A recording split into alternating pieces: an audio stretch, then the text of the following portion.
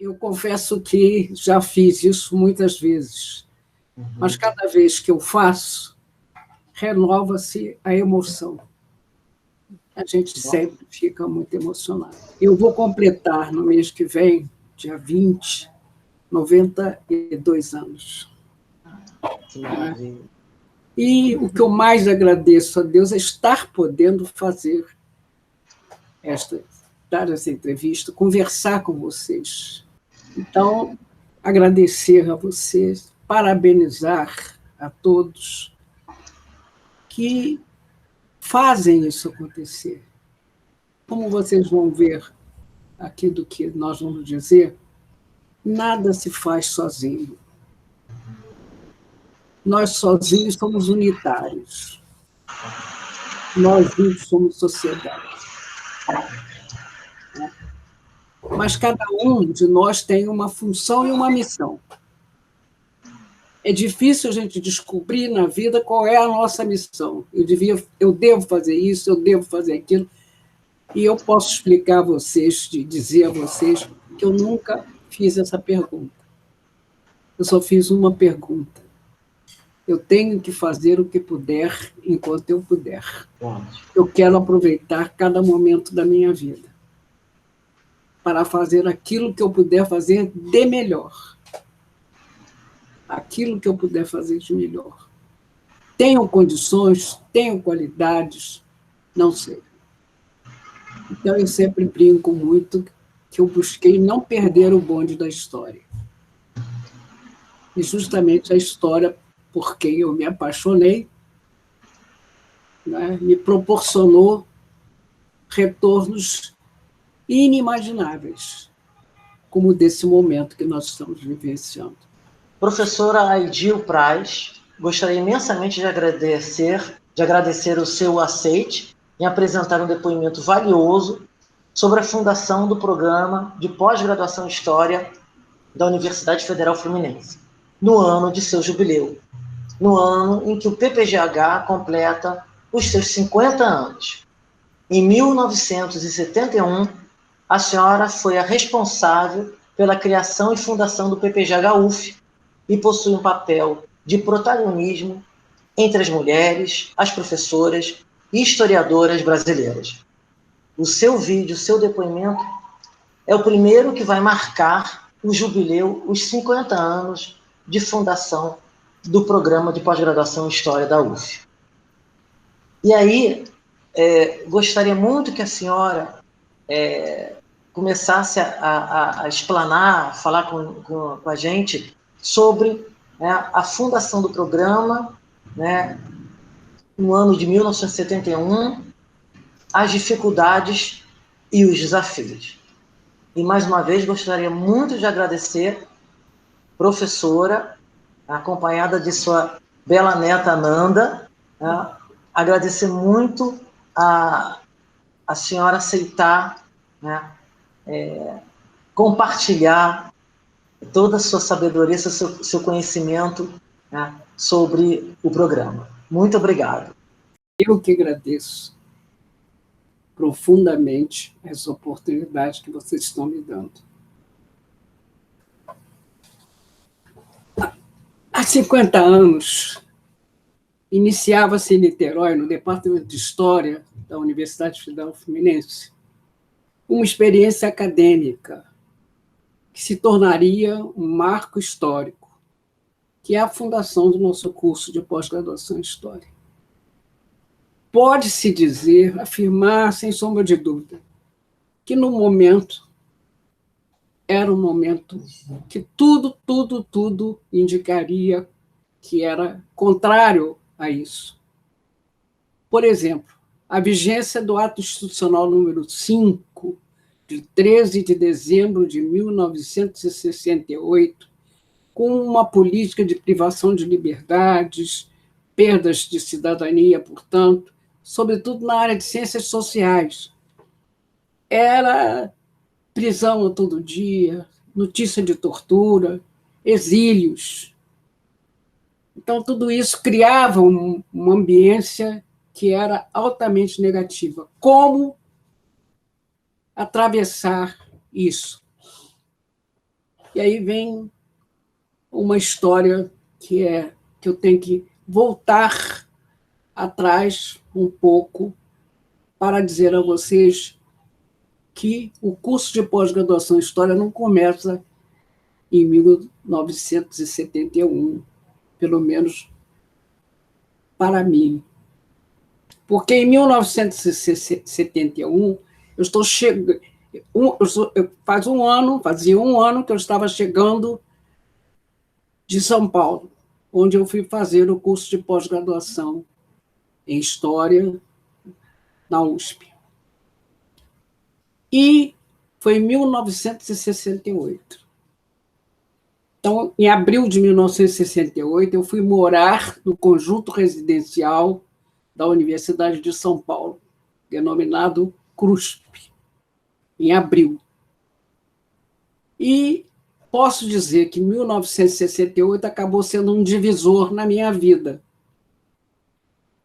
porque em 1968 essa vivência lá era uma vivência muito tumultuada, porque realmente, antes do ato institucional, já a situação, desde 64, ela já estava aí para todos nós. Quer dizer, é um período muito difícil, com muitos obstáculos.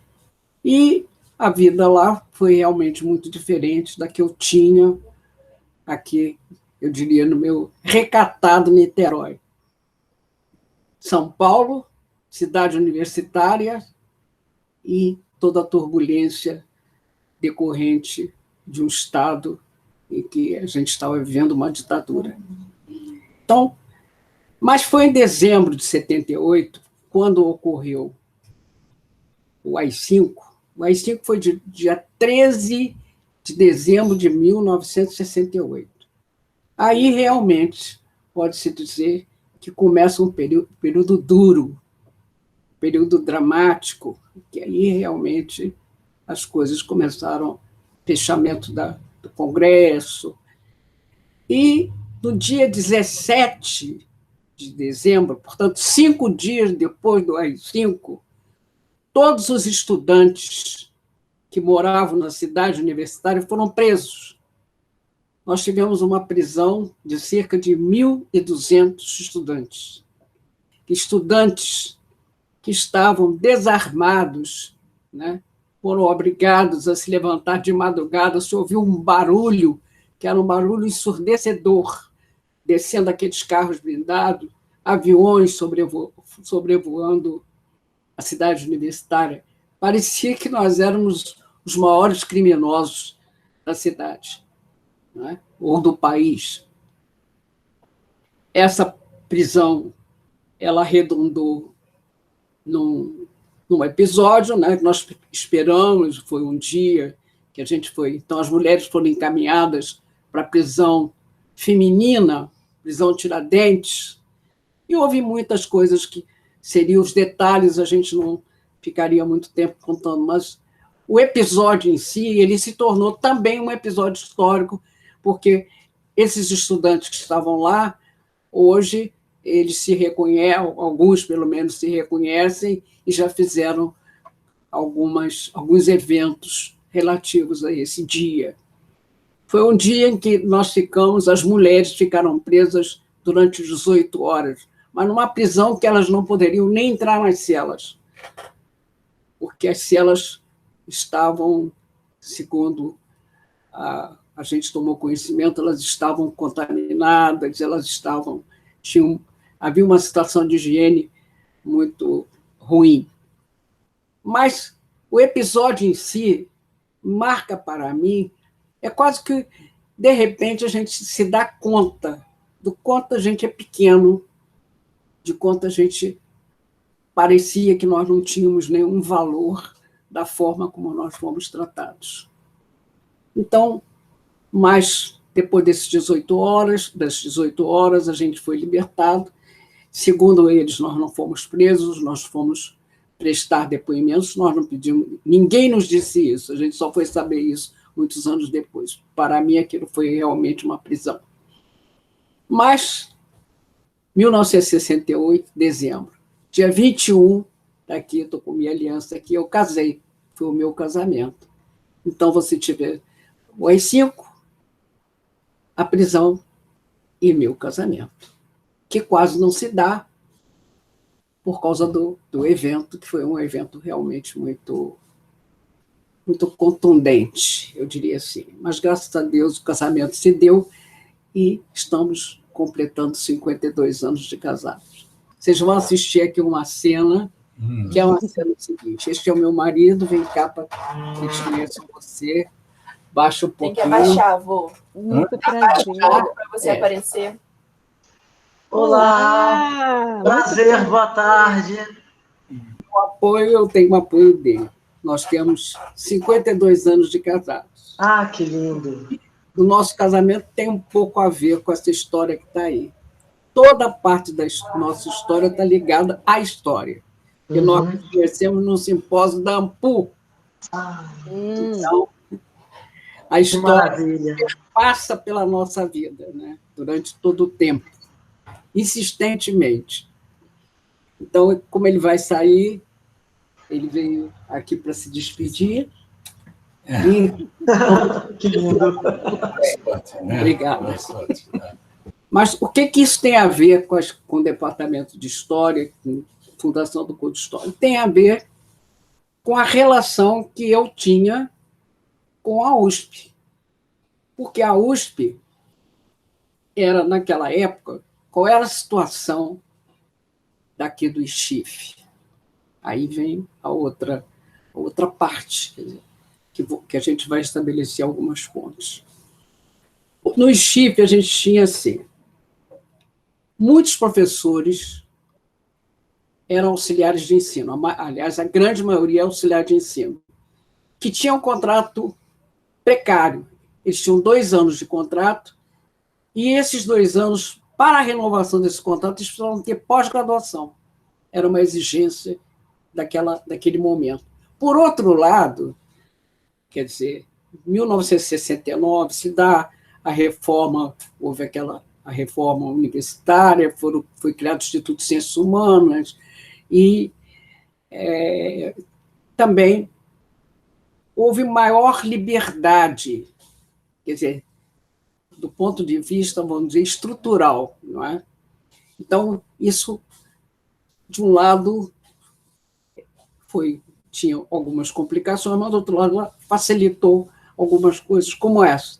Os professores tinham contrato precário, precisavam renovar, precisavam ter pós-graduação. Mas também esses professores aceitaram um regime que era muito bom, tempo integral e dedicação exclusiva, chamada RETID, regime de tempo integral e dedicação exclusiva, mas que os obrigava a fazer pesquisa, a ter projeto, a ter orientador, quer dizer, condições que, naquele momento, o Departamento de História tinha dificuldade de oferecer a eles. Então, se fosse aguardar a ida deles para São Paulo, eu fui a primeira a ir para São Paulo. Quer dizer, em 2 anos eu fui a primeira e única, porque não foi mais ninguém para fazer o curso de doutorado lá. Aliás, foi a professora Ismênia. Mas fora de nós duas, naquele período, pelo menos, não foi mais ninguém. Então, demoraria muito e esses professores perderiam os seus contratos. Então, a ligação com São Paulo vem dessa necessidade de nós buscarmos em São Paulo os professores que poderiam dar aula no curso.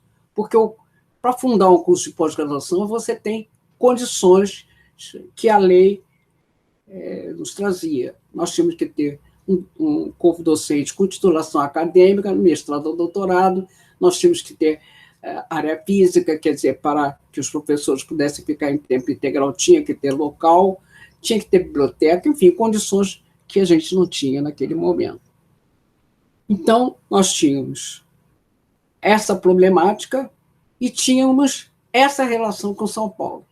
Então, o que fiz eu? Fui a São Paulo, quer dizer, eu estava indo, porque eu estava fazendo doutorado, ainda não tinha defendido minha tese, que eu só defendo em 1973, E convidei a professora Nícia Vilela Luz, e a professora Nícia foi a única que aceitou, os outros não puderam por razões pessoais. Outros que eu convidei não puderam por razões pessoais. Então, a gente tinha um professor aqui, que era o professor Pedro Freire Ribeiro, e tinha um professor lá, que a gente conseguiu trazer, porque ela estava se aposentando. Agora, você pode perguntar, mas como isso foi feito? Aí vem a questão mais difícil. Realmente, a gente tinha na própria universidade dificuldades. A gente tinha aqui um setor de segurança que funcionava no prédio da reitoria. Então, era uma permanente vigilância. Eu quase todos os dias eu tinha alguma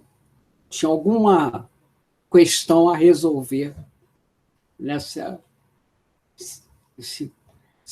setor de segurança da reitoria.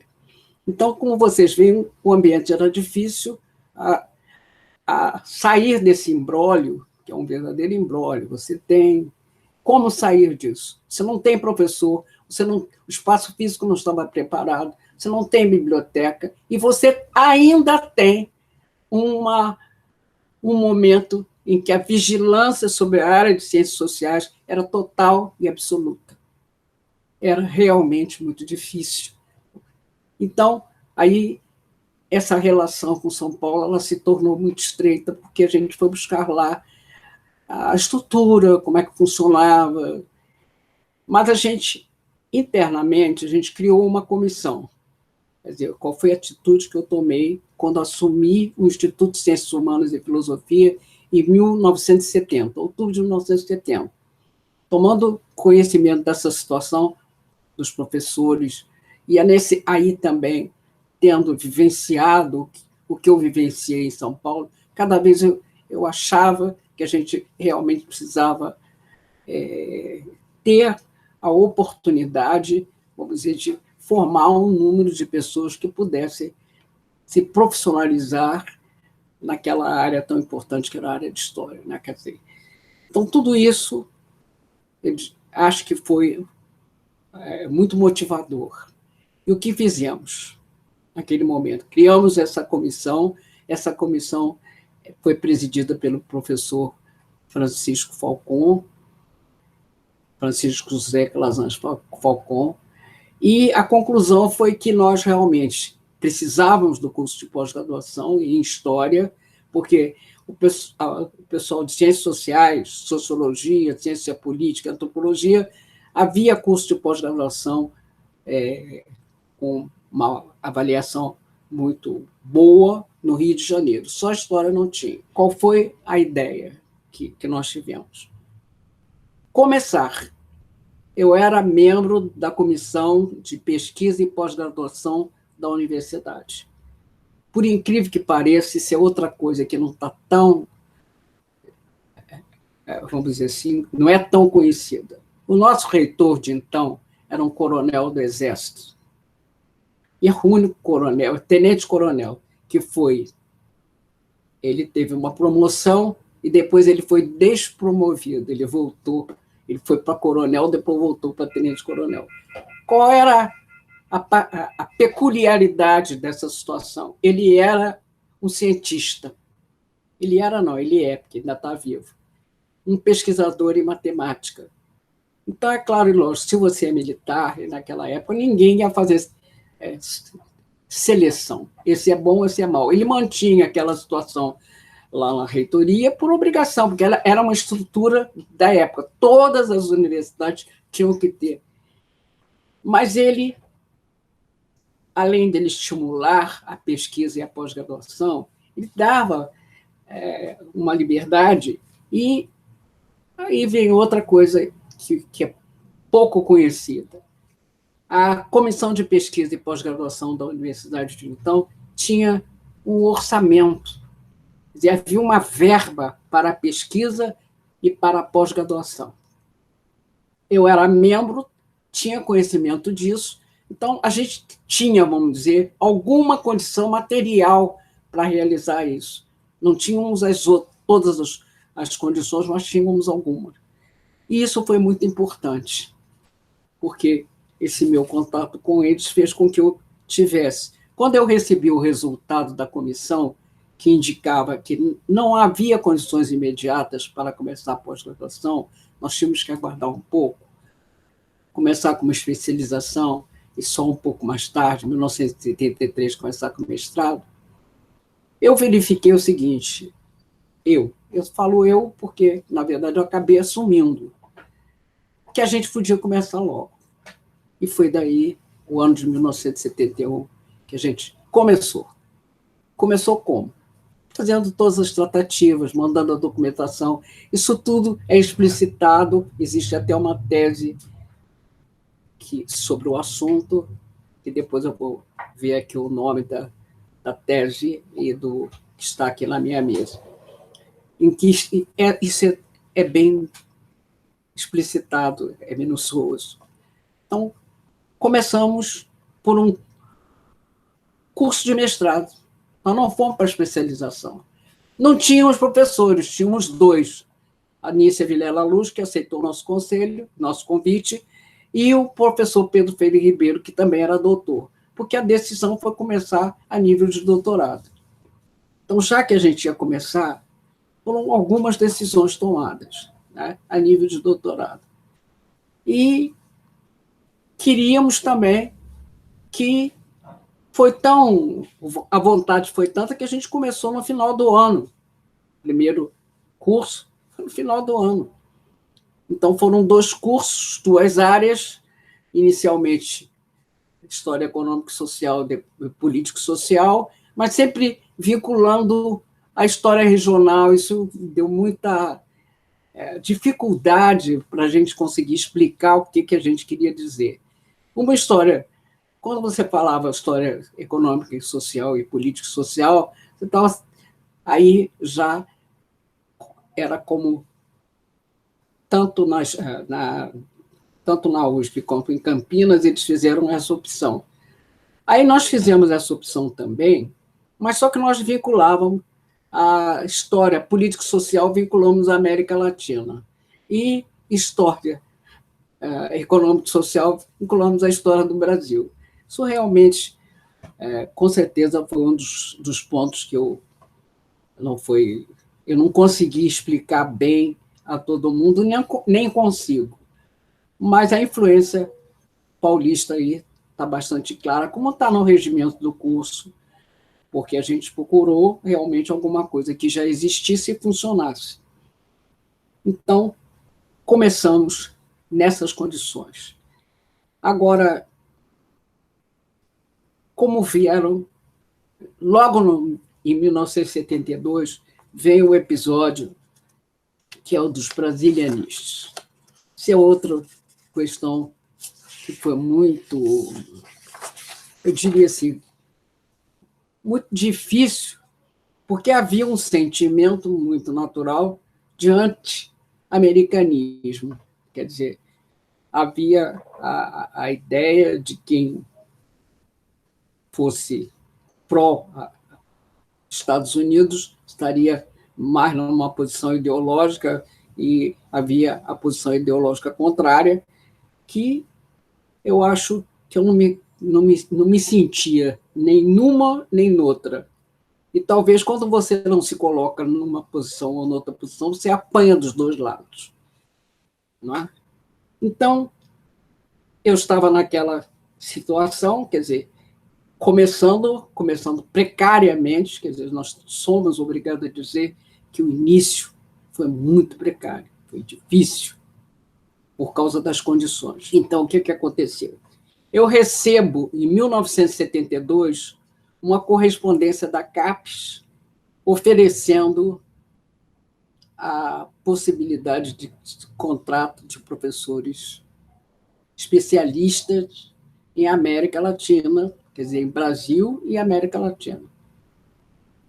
Esses professores tinham titulação acadêmica, eram doutores, e toda a parte, vamos dizer, burocrática, internacional, seria feita pela própria CAPES. Nós só teríamos que fazer a seleção, quero, não quero, quero esse, não quero aquele.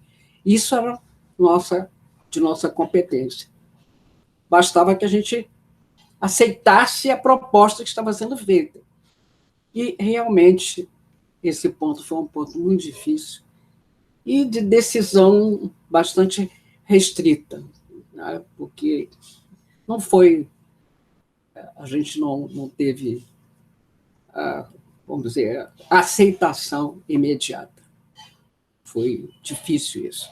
Só que essa vinda de professores americanos, eles vêm, mas a gente estabelece algumas condições. Por exemplo, ele tinha que ser um pesquisador em exercício. Ele tinha que estar trabalhando em pesquisa. Ele não podia ter pesquisado. Ele precisava estar pesquisando, estar produzindo. Isso era a questão básica. Outra questão também muito importante, que depois a gente tomou conhecimento, não logo, mas era a questão do trabalho em arquivo, quer dizer, trabalhar com fontes originais. Então, as dissertações que iam ser feitas, elas seriam feitos trabalhos em fontes originais. O trabalho seria basicamente em arquivo.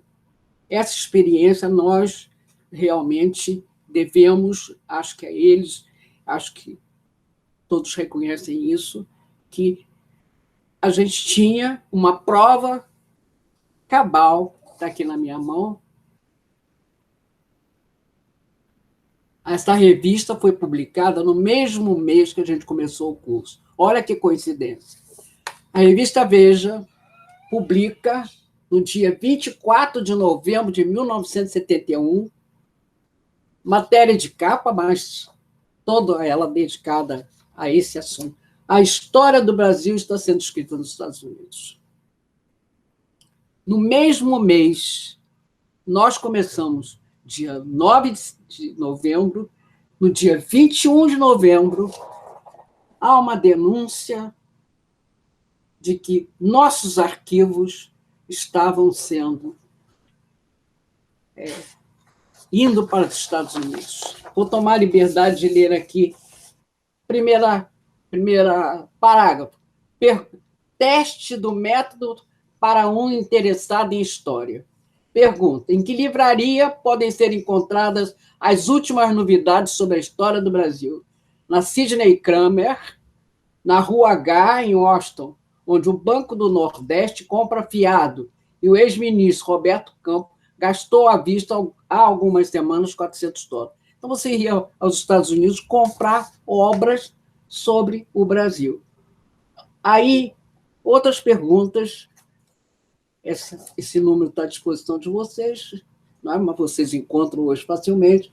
Então, se você quiser, onde estão os documentos em que consta a história da alfândega do Rio de Janeiro? No lixo. No lixo, literalmente. Então, pode-se dizer que, por vias outras, a gente parece que escolheu o momento importante para que acontecesse isso.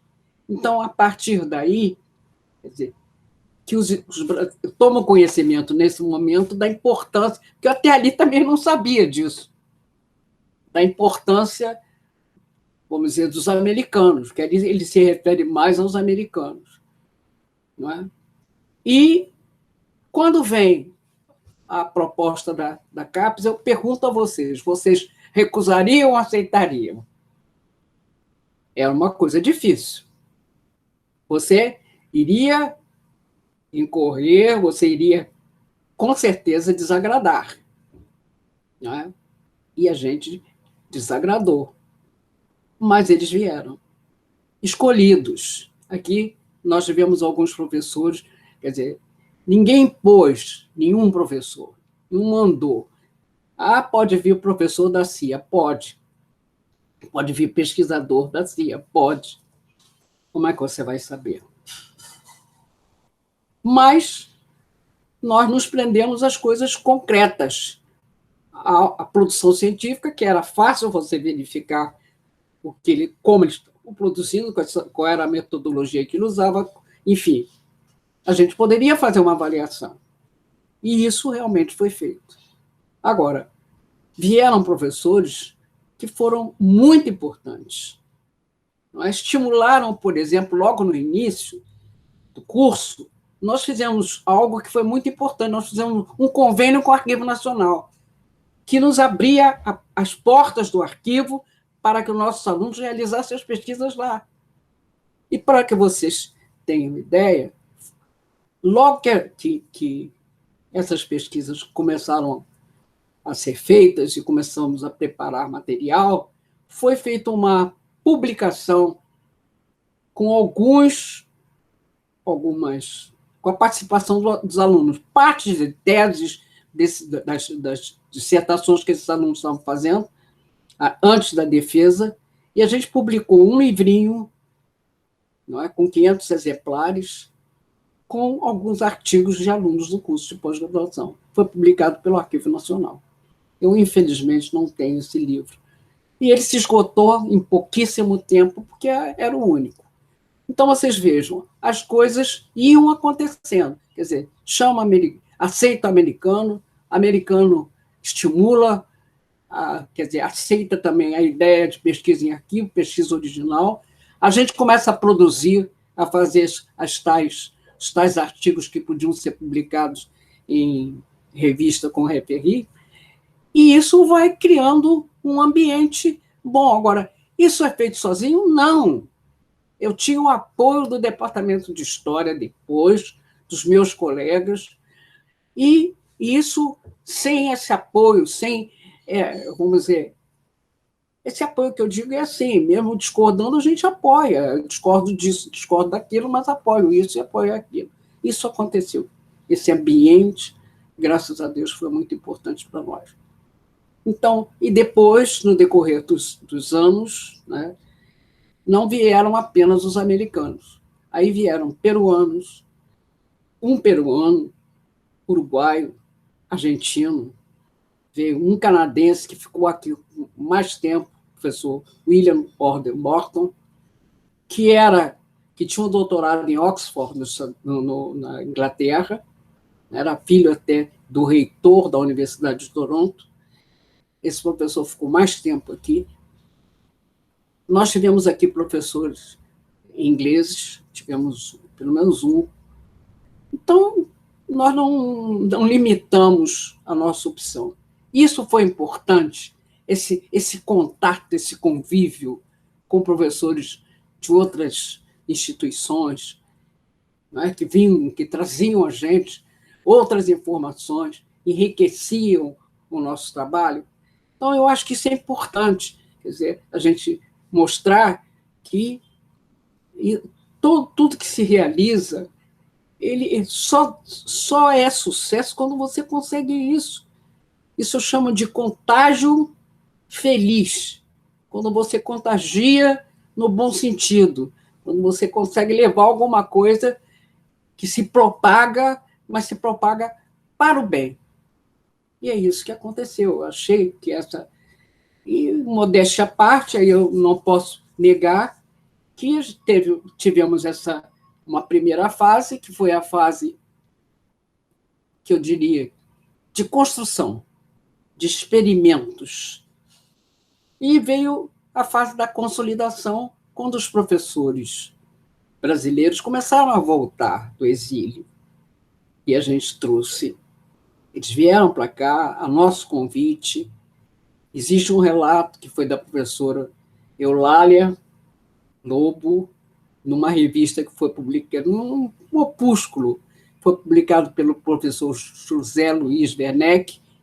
Ele escreveu a história nos últimos 20 anos, é uma coisa pequena, mas que ele faz menção não só ao nosso curso, como traz um depoimento da professora Eulália, que ela agradece a possibilidade de ter vindo para dar curso aqui conosco. Então, a gente mostra, com isso, que, aos poucos, a gente foi revertendo a situação, e com a segunda fase, que é a segunda fase, realmente, eu diria assim, é a fase que é a fase mais importante, porque não tinha aquela situação inicial. Situação inicial, o professor vinha, ficava 6 meses, no máximo ele renovava, mas ele dificilmente ele ficava mais tempo que isso. Isso trazia realmente uma certa, eu diria, algumas dificuldades, porque estavam orientando pesquisa, estavam orientando teses, mas, agora, um outro aspecto importante, que nossas teses, elas foram, eu chamo de tese, porque eu acho que eram teses mesmo, elas eram feitas em documentos originais, e algumas, inicialmente, algumas pessoas, eu tenho certeza que não fariam outra vez, não escolheriam os temas que escolheram, mas naquela época era o que era disponível, era o que era possível, e foi feito, e acho que foi muito bem feito. Eu parabenizo aqueles que começaram, porque dizem que todos os pioneiros são aqueles que têm que botar a mata primeiro, vão enfrentar o cipó. O que vem depois já enfrenta a árvore frondosa. Eu aproveitei para pedir um cafezinho. Vocês estão recebendo, né? Estão passando adiante a tocha. Essa é uma missão que a gente cumprindo, a gente pode fechar os olhos e dizer: cumprir o meu dever. Bom, sou afrodescendente e apenas 2 gerações me separam da escravidão. Que a minha bisavó era escrava, né? Minha avó já era liberta, né? Assim, minha origem familiar coloca-me diante das possibilidades de análise que remetem, segundo nos explica Robert Schleins, historiador e autor de numerosos trabalhos, que deu aula aqui no curso de pós-graduação. Ele diz que hoje há um grande debate sobre o impacto da escravidão sobre as famílias. É uma discussão. As famílias se desagregaram ou elas criaram núcleos fortes que permitiram, inclusive, transmitir algum legado. Então, essa é a discussão, né? Muitos historiadores estudaram isso. São 2 teses. A escravidão destruiu os valores familiares e comunitários dos negros, deixando no estado de patologia social, que ainda contribui para mantê-lo marginalizado, segundo eles. Para o outro grupo, o peso da escravidão, ao contrário, levou o negro a elaborar instituições e valores familiares coerentes, que uniam e fortaleciam a comunidade. Estiveram sempre frente à diversidade. A coerência essa que hoje caracteriza a família negra de baixa renda como nós conhecemos hoje. Conhecemos exemplos que encaixariam mais ou menos bem em cada uma dessas 2 correntes. Meus avós paternos eram do município de Rio Bonito. Lá é o berço da família de meu pai. Meu pai é mestiço, filho de sitiantes, semi-analfabeto, e minha mãe, que é do município de São Gonçalo, aqui na zona bem próxima de Niterói, ela era completamente analfabeta. E eu fui criada numa família bem estruturada. Meus pais eram, como a gente costuma dizer, bem casados. Se amavam muito e nos criaram com muito afeto. Embora com poucos recursos financeiros, depois melhorados, estimularam sempre os filhos a frequentar a escola. Isso é uma coisa importante. Quer dizer, o que eles não tiveram, eles transmitiram a nós e nos deram condições, essa é a verdade, para que a gente pudesse estudar. Eu e meus irmãos conseguimos estudar. Nenhum deles fez o curso superior. Eles fizeram o 2º grau completo, todos, eram mais 4, todos mortos hoje. Não é?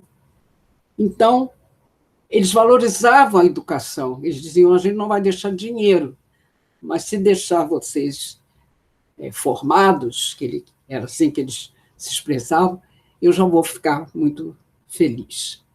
Então, eu fui a primeira de uma família que era grande. Meu pai tinha 7 irmãos, eu tinha 23 primos.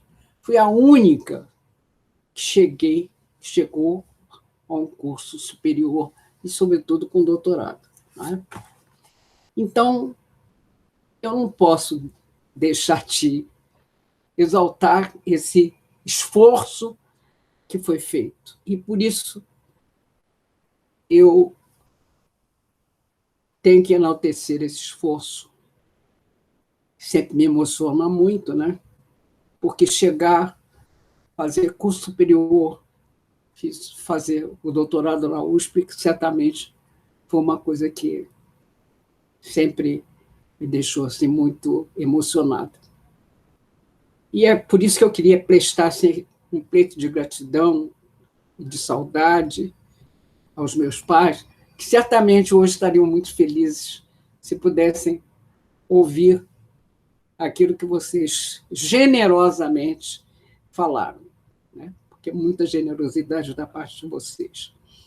Mas voltando à negritude, posso dizer que sofri preconceitos em vários momentos, implícito ou explícito. Porém, esses preconceitos nunca me impediram de seguir adiante. Ao contrário, eu diria assim, a cada pancada eu parecia que me renovava. Mas não é isso que vai me fazer parar. Não é isso que vai me fazer parar. Né? Então, a gente foi seguindo o caminho, rompendo algumas barreiras quando elas apareciam.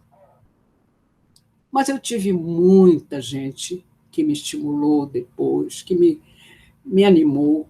Né? Eu tive um grande professor chamado Luiz César Aguiar Bittencourt Silva, um grande amigo com quem eu trabalhei durante muitos anos. Posso dizer que devo a ele muito da minha formação e de tudo que eu consegui alcançar. Então, como vocês veem, o doutorado eu fiz com o professor Eurípides Simões de Paula, a quem se deve muito, a história deve muito. Fundou a AMPU. E aqui vem outra coisa. Eu consegui estar no simpósio, no primeiro simpósio da AMPU, onde ela foi criada.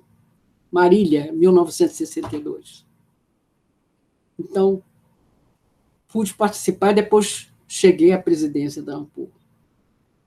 Em 1979, eu era vice-presidente, mas o Eurípides morreu e eu respondi pela presidência. Então, são coisas que jamais imaginaríamos. E o quanto a AMPU não é, foi importante para a valorização da pesquisa histórica, da divulgação da história. Nós sabemos disso. Tivemos o Eurípides também foi o responsável pela criação de uma revista de história e durante muitos anos, enquanto ele viveu, ela foi editada regularmente. Então, eu tive também algumas referências importantes que me ajudaram e que a gente tem que dizer isso. Mas, como eu digo, eu nunca fui, voltando à negritude, engajada em movimentos de negros. Eu sempre tive assim, um receio da gente, por outras vias, a gente acabar se engajando, virando racista. Quer dizer, você reclama do racismo, mas você não pode virar racista. Isso é E essa fronteira era uma fronteira difícil de você estabelecer.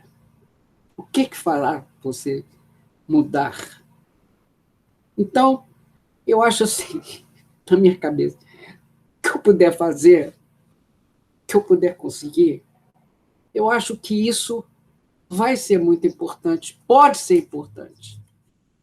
Estou fazendo. Se não for, também fiz.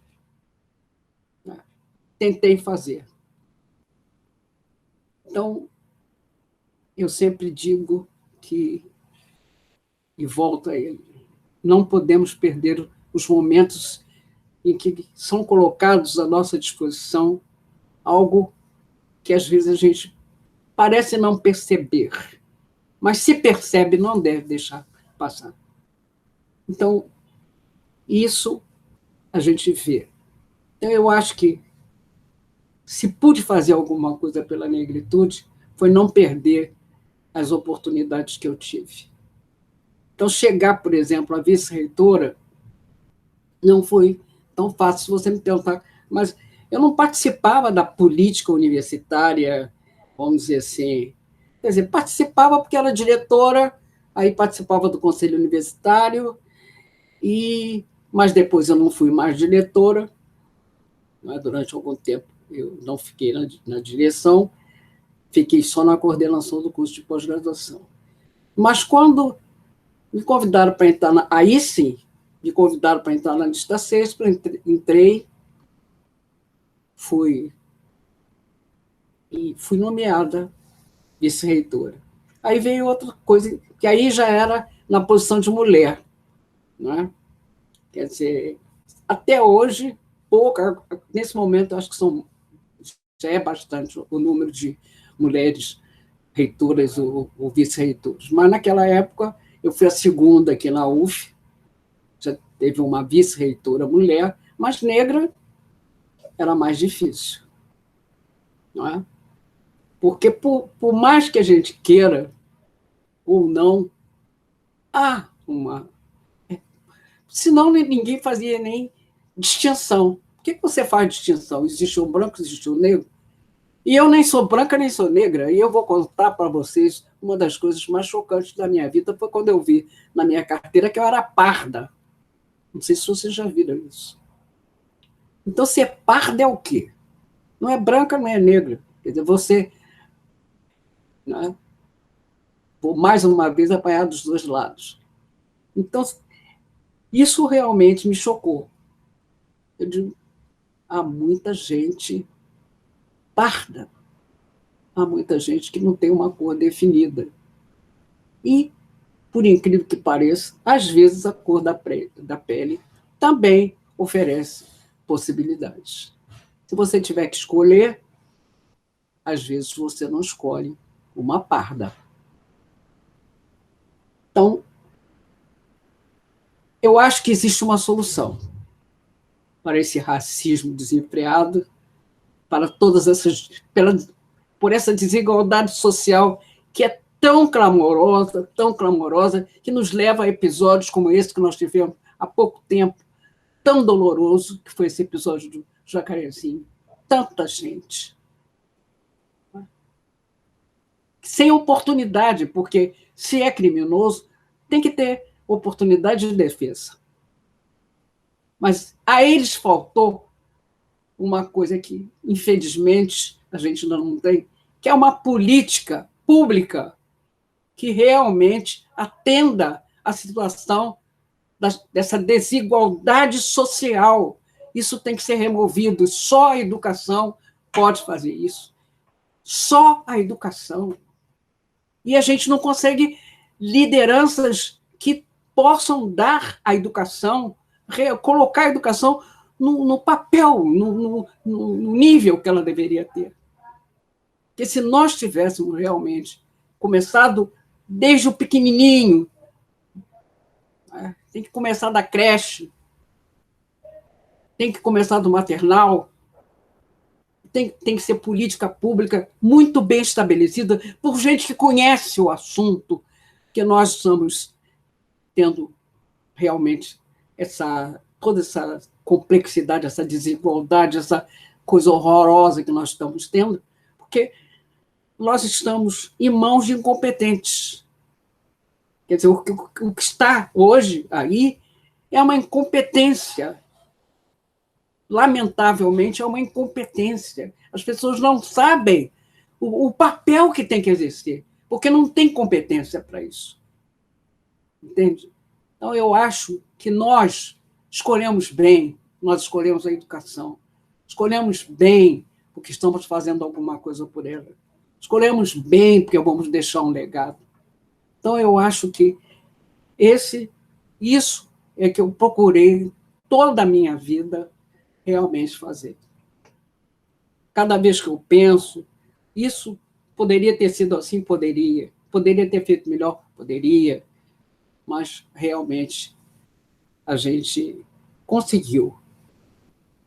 Uma das soluções que eu sempre digo, e volto a ela, é uma educação, mas que garanta a todos oportunidades. Não pode ser segregada, não pode ser seletiva, ela tem que ser universal.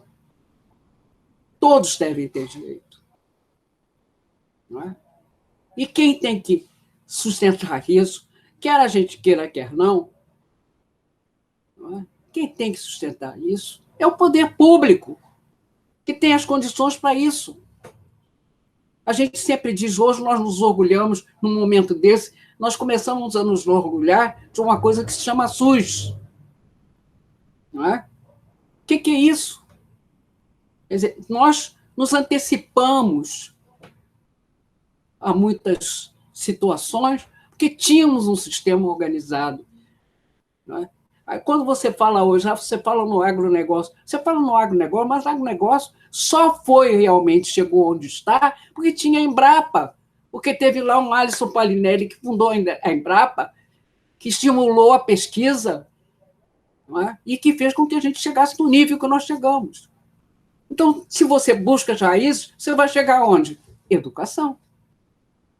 É daí que as coisas surgem. E por aí é que a gente vai chegar. Então, eu acho que, aqui do alto ou do baixo dos meus 91 anos, quando eu vejo pessoas como vocês, eu fico muito feliz. Eu queria contar um episódio para vocês, que eu não tenho os dados, porque eu guardei o convite, mas não tenho. Nós fomos, os afrodescendentes, num determinado momento, receberam um convite do embaixador da Nigéria. E o que ele queria? Ele queria conhecer afrodescendentes, foi na década de 80, afrodescendentes bem-sucedidos. Então, ele ofereceu, no Rio de Janeiro, um jantar. Eu era vice-reitora, fui convidada. Até no primeiro momento aconteceu uma coisa interessante. Só pode ir afrodescendente. Não posso, eu sou casada com ariano, meu marido é alemão, eu tenho que levar o meu ariano, e sem ele eu não vou. Aí ele foi convidado também. Mas, no discurso de recepção que ele nos fez, bom, quem foi? Primeira, quem eram esses afrodescendentes? Pouquíssimos políticos. Poderia ter até mais, mas os que foram. Pouquíssimos concurso superior. Quem eram os mais bem-sucedidos? Jogadores de futebol e artistas de televisão. Alguns políticos, alguns professores foram, principalmente São Paulo e Minas, que tinha... Vieram, Bahia também teria, né? Mas eles não vieram. E ele concluiu, no discurso que ele fez, que ele achava. Ele disse, por que morreram 6 milhões de judeus no Holocausto e até hoje o povo judeu reverencia essas pessoas e todos nós reverenciamos, respeitando um dos episódios mais odiosos que a humanidade já sofreu. Por que não reverenciam os negros? Por exemplo, vocês se lembram de ontem? Qual foi o evento que ocorreu ontem? 13 de maio. Lei Áurea. Vocês sabem de algum evento comemorativo? Não sabem. Porque também os negros não acham que valeu muito a pena. Porque eles também não comemoram. Então, a conclusão que ele chegou foi de que os negros, aí entra aquela tese, uma das teses do Islã, se separaram. Eles não se organizaram. Quando eles se organizaram, eram de grupos familiares para formar os quilombos. Eram grupos pequenos, não é? Mas não enquanto, vamos dizer, uma categoria. Então, a gente viu. Minha vida está ligada um pouco a maio. Dezembro, maio. A escravidão. E no dia 17 de maio de 1983, eu assumi a vice-reitoria. E aproveitei o meu discurso de posse para fazer uma homenagem à negritude, à escravidão e aos meus antepassados. E acho que pelo sofrimento que eles tiveram, os meus e tantos outros, merecem essa homenagem. Porque não vieram porque queriam. Não vieram porque queriam. Não vieram libertos, que podiam ter vida. Vieram aos grilhões. Vieram em correntes de ferro, arrastados e muitos mortos na viagem. Eles vieram para um país desconhecido que não lhes ofereceu condições. Não é? Então, eu acho que a minha vida pode ser realmente, e é, pelo menos para mim, considerada vitoriosa por tudo que eu alcancei. Como digo, tudo que eu alcancei, jamais alcancei sozinha. Sempre tive referências, sempre tive pessoas que me ajudaram, sempre aproveitei os momentos que me foram colocados à disposição ou não, ou que surgiram na minha vida e que eu pude realmente ter a oportunidade de aproveitar. Para quase que estou chegando ao fim, né? Mas eu gostaria de dizer que essa entrevista é, sem sombra de dúvidas, uma oportunidade para avaliar o que foi a minha vida. Jamais aceitei o papel de espectadora. Busquei, de forma certa ou errada, participar. Participar sempre. Mas não busquei ostentação. Por isso que me surpreendi quando vocês disseram que iam fazer uma entrevista no nível que vocês estão apresentando. Mas também não perdi o bonde da história. E quem sabe, busquei estar no lugar certo, na hora incerta. Nossa geração, a minha geração, foi contaminada por ditaduras. Eu tive 2 ditaduras na minha vida, a de Getúlio Vargas e a ditadura militar.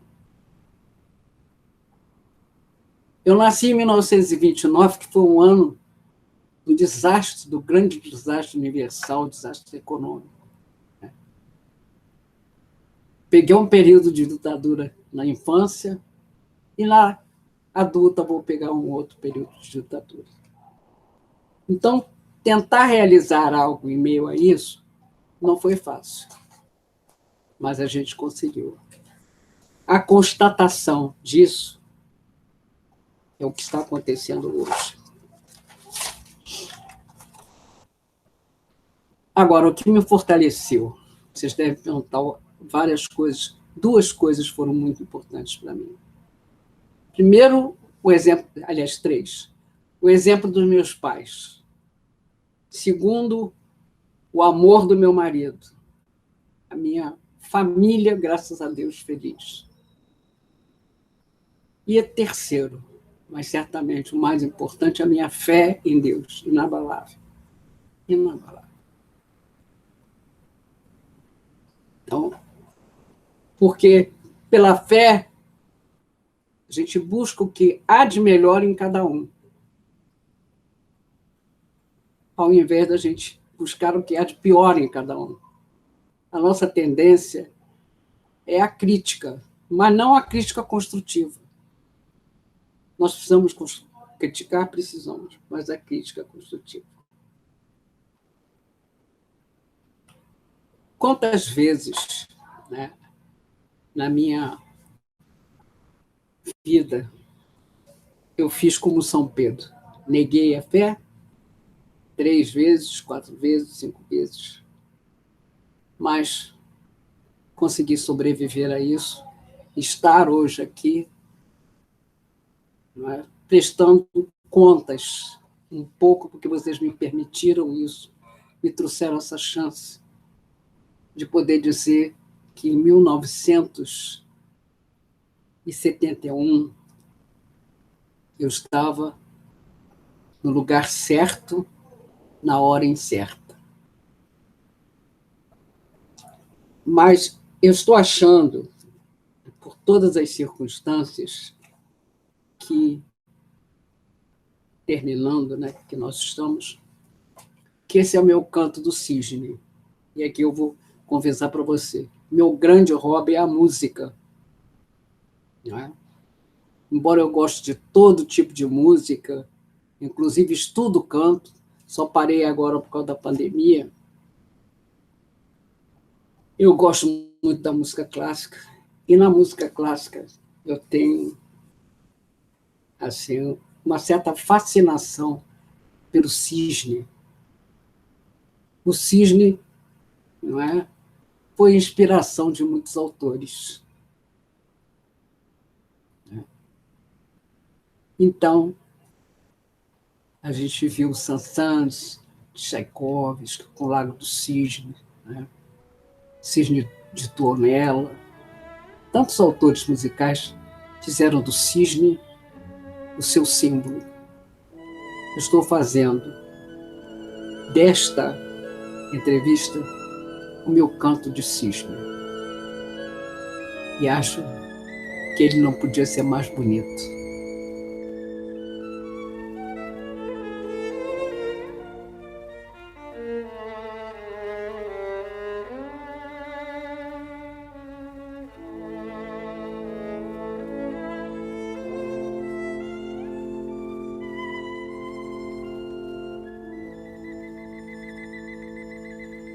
Eu queria agradecer a vocês essa oportunidade de terminar essa entrevista mencionando algo que me emociona muito, como eu já disse, o canto do cisne. Muito obrigada. Nós aqui estamos emocionados, né? Cristiane e eu estamos emocionados com as suas palavras. A senhora falou uma coisa muito importante, e eu acho que essa sua mensagem, toda a entrevista, né, todo o seu depoimento é muito importante, ainda mais no momento que nós estamos vivendo, né, no momento de pandemia, no momento político grave que nós estamos vivendo, e a questão da mensagem que a senhora está passando para professores, mas principalmente para os alunos e alunas, professora, e os alunos também negros, tá? Não só da Universidade Federal Fluminense, mas de todas as universidades do Brasil. São alunos que estão encontrando agora, na juventude deles, né, quando eles estão se formando, uma dificuldade enorme, né, face a essa pandemia, face a todos os problemas, né, psicológicos, doenças, né, que eles estão enfrentando. E o seu exemplo, e digo mais, o seu protagonismo, né, a senhora foi protagonista, né, como a senhora falou,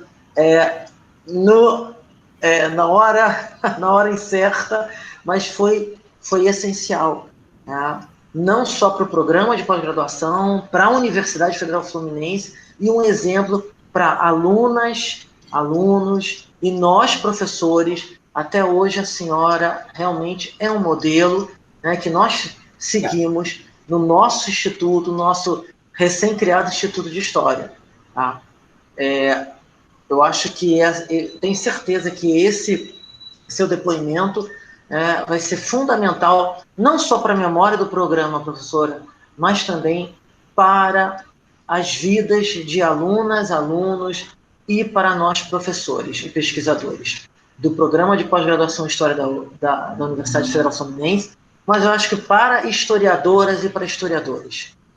O seu depoimento é fundamental, a sua trajetória, o seu modelo de comportamento, de profissionalismo, professora. Isso, para a gente, realmente é algo a ser seguido, e que nós temos o orgulho de tê-la como nossa professora, nossa mestra, fundadora do programa, há 50 anos. Muito obrigada. Muito, muito obrigada, gente. Boa tarde. Professora. Quero retribuir também convidando vocês para um café quando acabar a pandemia.